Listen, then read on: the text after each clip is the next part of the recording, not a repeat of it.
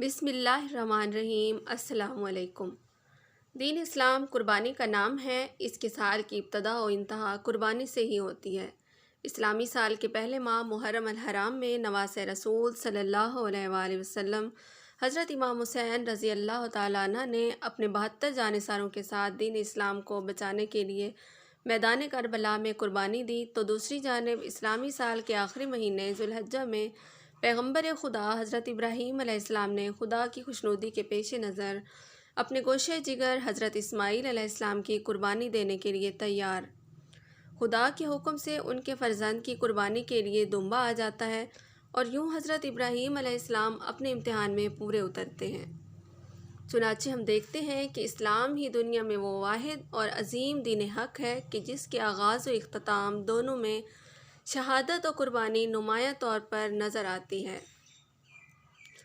یوں تو سال کے 12 مہینے اور ہر مہینے کے 30 دن اللہ تعالیٰ کے پیدا کیے ہوئے ہیں، لیکن اللہ عز و جل نے اپنے پورے سال کے بعض ایام کو خصوصی فضیلت عطا فرمائی ہے، اور ان ایام میں کچھ مخصوص احکام مقرر فرمائے ہیں۔ یہ محرم کا مہینہ بھی ایک ایسا ہی مہینہ ہے جس کو قرآن مجید نے حرمت والا مہینہ قرار دیا ہے۔ اللہ تعالیٰ نے قرآن مجید میں فرمایا کہ 4 مہینے حرمت والے ہیں، اور ان میں سے ایک مہینہ محرم کا ہے۔ محرم کی 10ویں تاریخ کو عاشورہ کہا جاتا ہے، جس کے معنی ہے 10واں دن۔ یہ دن اللہ تعالیٰ کی خصوصی رحمت اور برکت کا حاکم ہے۔ حضرت محمد صلی اللہ علیہ وآلہ وسلم کو دارالفنا سے دارالبقاء کی طرف رحلت فرمائے ابھی 50 برس گزرے تھے کہ 61 ہجری میں عراق شہر کوفہ سے کچھ فاصلے پر کربلا کے مقام پر یزید کے لشکر نے فرزند رسول حضرت سیدنا امام حسین رضی اللہ تعالیٰ عنہ کو سفر کی حالت میں ان کے اہل و عیال اور رفقا سمیت شہید کر دیا۔ خلافت راشدہ کا 30 سالہ دور حضرت امام حسین رضی اللہ تعالیٰ عنہ پر مکمل ہو چکا تھا، اور پھر بادشاہت کی ابتدا حضرت امیر معاویہ رضی اللہ تعالیٰ عنہ سے ہوئی۔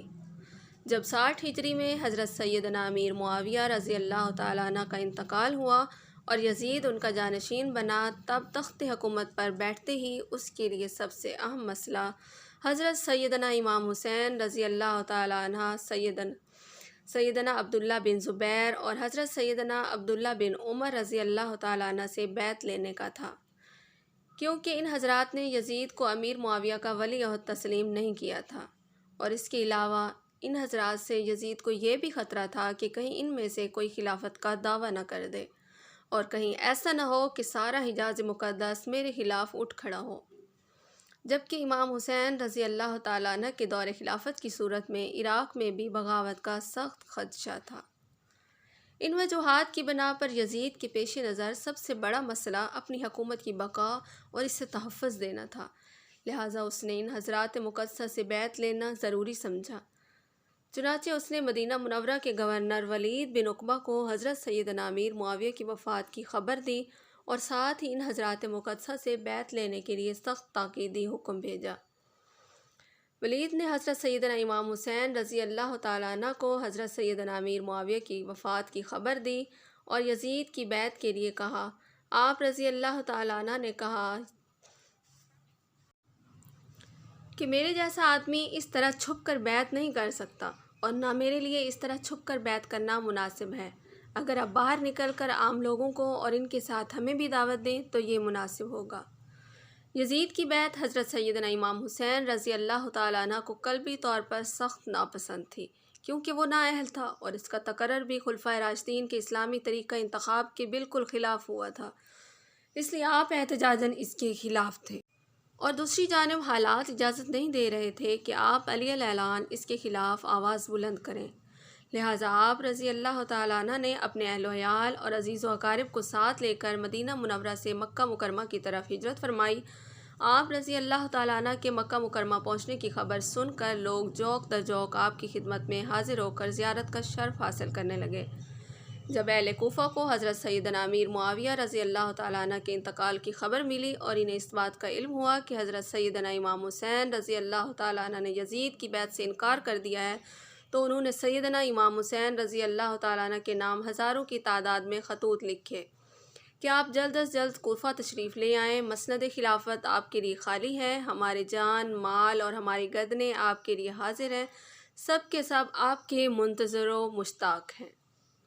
آپ کے سوا کوئی ہمارا امام و پیشوا نہیں، آپ کی مدد کے لیے یہاں ہزاروں کا لشکر حاضر ہے۔ حضرت امام حسین رضی اللہ تعالیٰ عنہ نے جب اہل کوفہ کے خطوط میں ان کے جذبات، عقیدت، محبت، جان و مال قربان کرنے کی تمناؤں اور کوفہ آنے کی التجاؤں کو دیکھا تو فیصلہ کر لیا کہ حالات معلوم کرنے کے لیے پہلے اپنے چچا زاد بھائی حضرت مسلم بن عقیل رضی اللہ تعالیٰ عنہ کو بھیجا جائے۔ چنانچہ آپ نے اہل کوفہ کے نام ایک خط دیا اور فرمایا کہ آپ کوفہ جا کر بذات خود براہ راست حالات کا صحیح اندازہ لگا کر ہمیں اطلاع دیجیے۔ اگر حالات سازگار ہوئے تو میں بھی آ جاؤں گا، اور اگر حالات نامناسب ہوں تو آپ بھی واپس تشریف لے آئیے گا۔ صدر فاضل حضرت علامہ سید نعیم الدین مراد آبادی فرماتے ہیں کہ اگرچہ امام حسین رضی اللہ تعالیٰ عنہ کی شہادت کی خبر مشہور تھی اور کوفیوں کی بے وفائی کا پہلے بھی تجربہ ہو چکا تھا، مگر جب یزید بادشاہ بن گیا تو اس کی حکومت دین اسلام کے لیے خطرہ تھی، اور اسی سبب سے اس کی بیعت ناروا تھی، اور وہ طرح طرح کی تدبیروں اور ہیلوں سے چاہتا تھا کہ لوگ اس کی بیعت کر لیں۔ ان حالات میں کوفیوں کا بپاس ملت یزید کی بیعت سے دستکشی کرنا اور حضرت امام حسین رضی اللہ تعالیٰ عنہ سے طالب بیعت ہونا ایمان پر لازم کرتا تھا کہ ان کی درخواست قبول فرمائیں۔ جب ایک قوم ظالم اور فاسق کی بیعت پر راضی نہ ہو اور صاحب استحقاق اہل سے درخواست بیعت کریں، اور ان پر اگر وہ ان کی استدعا قبول نہ کرے تو اس کے معنی یہ ہوتے ہیں کہ وہ اس قوم کو اس جابر کے حوالے کرنا چاہتا ہے۔ امام حسین رضی اللہ تعالیٰ عنہ اگر اس وقت کوفیوں کی درخواست قبول نہ فرماتے، بارگاہ الہی عز و جل میں کوفیوں کے اس مطالبہ کا امام حسین رضی اللہ تعالیٰ عنہ کے پاس کیا جواب ہوتا کہ ہم ہر چند درپے ہوئے مگر امام حسین رضی اللہ تعالیٰ عنہ بیعت کے لیے راضی نہ ہوئے، اسی لیے ہمیں یزید کے ظلم و تشدد سے مجبور ہو کر اس کی بیعت کرنا پڑی۔ اگر امام حسین رضی اللہ تعالیٰ عنہ ہاتھ بڑھاتے تو ہم ان پر اپنی جانیں فدا کرنے کے لیے حاضر تھے۔ یہ مسئلہ ایسا درپیش آیا جس کا حل بجز اس کی اور کچھ نہ تھا کہ امام حسین رضی اللہ تعالیٰ عنہ اس کی دعوت پر لبیک فرمائیں۔ اگرچہ اکابر صحابہ کرام حضرت ابن عباس، حضرت ابن عمر، حضرت جابر، حضرت ابو سعید وغیرہ ہم رضی اللہ تعالیٰ عنہ حضرت امام حسین رضی اللہ تعالیٰ عنہ کی اس رائے سے متفق نہیں تھے اور انہیں کوفیوں کے عہد مواسیت کا اعتبار نہ تھا۔ امام حسین رضی اللہ تعالیٰ عنہ کی محبت اور شہادت، حضرت امام حسین رضی اللہ تعالیٰ عنہ کی شہرت، ان سب کے دلوں میں اختلاط پیدا کر رہی تھی، گویا کہ یہ یقین کرنے کی بھی کوئی وجہ نہ تھی کہ شہادت کا یہی وقت ہے اور اسی سفر میں یہ مسئلہ درپیش ہوگا، لہٰذا اندیشہ مانے تھا۔ بہرحال حضرت سیدنا مسلم بن عقیل رضی اللہ تعالیٰ عنہ نے اہل کوفہ کی بے پناہ محبت، عقیدت کو دیکھ کر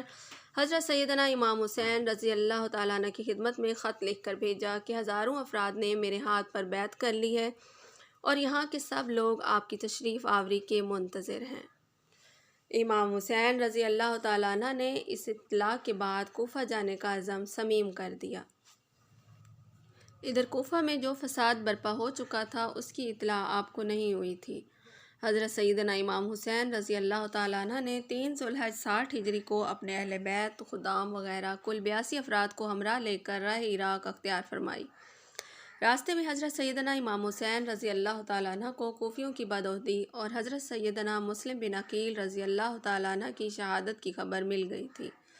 اس پر امام حسین رضی اللہ تعالیٰ عنہ کے رفقا کی آراء مختلف ہوئی اور ایک بار آپ رضی اللہ تعالیٰ عنہ نے واپسی کا بھی قصد فرمایا، لیکن بہت گفتگو کے بعد یہی طے پایا کہ سفر جاری رکھا جائے اور واپسی کا خیال ترک کیا جائے۔ حضرت سیدنا امام حسین رضی اللہ تعالیٰ عنہ نے بھی اس رائے سے اتفاق کیا اور قافلہ آگے چل دیا، یہاں تک کہ حضرت سیدنا امام حسین رضی اللہ تعالیٰ عنہ نے کربلا میں نزول فرمایا۔ یہ محرم الحرام 61 ہجری کی 2 تاریخ تھی۔ آپ رضی اللہ تعالیٰ عنہ نے اس مقام کا نام دریافت کیا تو معلوم ہوا کہ اس جگہ کو کربلا کہتے ہیں۔ حضرت سیدنا امام حسین رضی اللہ تعالیٰ عنہ کربلا سے واقف تھے اور آپ کو معلوم تھا کہ کربلا ہی وہ جگہ ہے جہاں اہل بیت رسالت کو راہ حق میں اپنے خون کی ندیاں بہانی ہوں گی، اور انہی دنوں آپ رضی اللہ تعالیٰ عنہ کو حضور سید عالم صلی اللہ علیہ وآلہ وسلم کی زیارت ہوئی۔ حضور علیہ الصلاۃ والسلام نے آپ کو شہادت کی خبر دی اور آپ کے سینہ مبارک پر دست اقدس رکھ کر دعا فرمائی، اے اللہ حسین کو صبر و اجر عطا فرما۔ پھر ابن زیاد نے حضرت سیدنا امام حسین رضی اللہ تعالیٰ عنہ کو ایک خط بھیجا کہ یزید کی بیعت کر لیجئے۔ وہ خط آپ رضی اللہ تعالیٰ عنہ کے پاس پہنچا تو آپ نے اسے پڑھ کر پھینک دیا اور خط لانے والے قاصد سے فرمایا کہ اس وقت میرے پاس اس کا کوئی جواب نہیں۔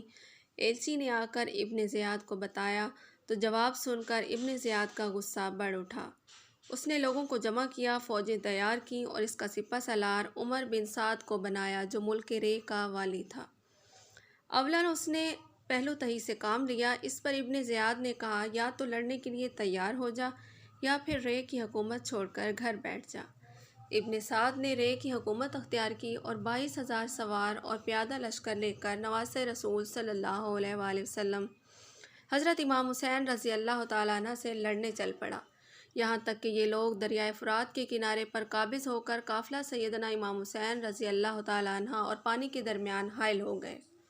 یہاں یہ کارروائی ہوئی کہ سب خیمے ایک دوسرے کے قریب کر دیے گئے، خیموں کے پیچھے خندق کھود کر اسے نرکل وغیرہ خشک لکڑیوں سے بھر دیا گیا۔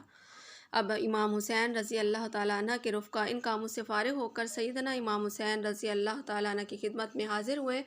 اور سیدنا امام حسین رضی اللہ تعالیٰ عنہ اپنے اہل اور ساتھیوں سے فرما رہے ہیں کہ صبح دشمن سے ہمارا مقابلہ ہے، ہم نے بخوشی تمام تم سب کو اجازت دی، ابھی رات باقی ہے، جہاں جگہ پاؤ چلے جاؤ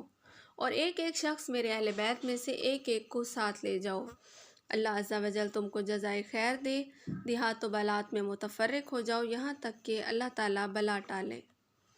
دشمن جب مجھے پائیں گے تمہارا پیچھا نہیں کریں گے۔ یہ سن کر امام کے بھائیوں، ساجزادوں، بھتیجوں اور عبداللہ بن جعفر کے بیٹوں نے عرض کی کہ ایسا ہم کس لیے کریں؟ اس لیے کہ آپ رضی اللہ تعالیٰ عنہ کے بعد زندہ رہیں، اللہ عز و جل ہمیں وہ منحوس دن نہ دکھائے کہ آپ نہ ہوں اور ہم زندہ رہیں۔ یہاں تک کہ ابن سعد نے اپنے لشکر کے ساتھ امام حسین رضی اللہ تعالیٰ عنہ اور آپ کے رفقا پر حملہ کر دیا۔ آپ کے رفقا و احباب، برادران، شہزادگان ایک ایک کر کے شہید ہوتے چلے گئے، تقریباً 50 سے زائد افراد شہید ہو گئے اور بالآخر حضرت امام حسین رضی اللہ تعالیٰ عنہ کو بڑی بے دردی کے ساتھ شہید کر دیا گیا۔ آج تمام عالم میں کوئی ایسا مسلمان نہیں جس کا دل امام عالی مقام کی عظمت سے پر نہ ہو اور یزید جیسے پلید کو اہل بیت رسالت کی بے حرمتی کرنے پر دل سے برا نہ جانتا ہو۔ امام مظلوم کو شہید کر کے یزید اور اس کی حواری خواہ یہ سمجھتے ہوں گے کہ ہم اپنے مقصد میں کامیاب ہو گئے، ہرگز نہیں۔ اس لیے ان ظالموں نے اگر بستان رسالت کے مہکتے ہوئے پھولوں کو پتی پتی کر کے بکھیرا یا خاندان نبوت کے گھروں کو بے چراغ کیا اور تمام مسلمانوں کے کلیجوں میں ہاتھ ڈالا یا دنیا بھر کی لعنت ملامت اپنے سر لے لی، تو کس لیے؟ چند ماہ کی حکومت کے لیے۔ اس کے بعد امام عرش مقام کے چاہنے والے رب عز و جل نے ان میں سے ایک ایک کو کتے کی موت مار کر جہنم رسید کر دیا، مگر اس معرکہ میں کامیاب ہوئے تو کون؟ جو بظاہر ناکام رہے، اور فتح ہوئی تو کس گروپ کی جس کی شکست کا دنیا بھر کو آج تک کامل یقین ہے۔ بات یہ ہے کہ عشاق کے نزدیک کامیاب زندگی وہ ہے جس کا اختتام رضائے محبوب پر ہو، ورنہ ان کے نزدیک زندگی بے نتیجہ اور موت بے لطف۔ امام مظلوم کے ساتھیوں نے اپنے محبوب پر ان کی آنکھوں دیکھے گلے کٹوا دیے، کیونکہ ان کے نزدیک اس سے بڑھ کر کوئی کامیابی نہیں۔ حضرت امام حسین رضی اللہ تعالیٰ عنہ نے اپنے محبوب باری تعالیٰ کی رضا پر گھر لٹایا، اہل و عیال، بھائی، بھانجے، بھتیجے، غرض کے سارے خاندان کو قربان کر دیا اور منہ سے اف تک نہ کی، اور ان سب کے بعد اپنی جان رضائے محبوب پر قربان کر کے خود بھی فردوس بری میں مقام کیا۔ اس طرح آپ اس مہم میں کامیاب ہو گئے۔ خداوند عالم دنیا و آخرت، قبر و حشر میں ہمیں ان کی برکات سے بہرہ مندی بخشے، آمین یا رب العالمین۔